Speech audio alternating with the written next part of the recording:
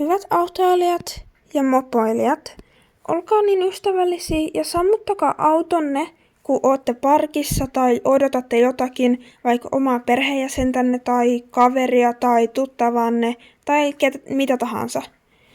Siitä autosta tulee kauhea katku, mikä ei ole yhtään mukava niin kuin muille, jos vaikka kävelee tai pyöräilee. Ja siitä tulee myös paljon ilmastopäästöjä, mitkä on haitaksi luonnolle ja ilmastolle.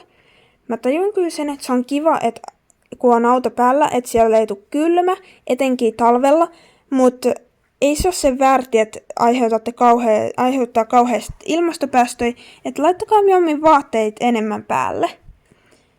Ja sitten mä pohdin, että ollaanko me ihmiset oikeasti niin mukavuuden halusia, että me tuhotaan vaikka oma kotiplaneettamme, että meillä olisi mukava olla ja me saadaan mitä me halutaan.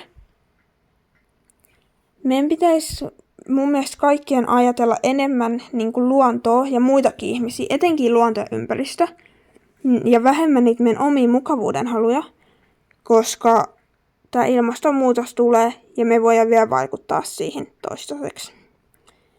Mutta mä luulen, että tässä on tällä kertaa kaikki. Mä toivon, että oikeasti kuuntelette ja sammutatte sen, koska se ei ole yhtään mukava ja siitä tulee kauheasti kaikkia päästöjä ja näin.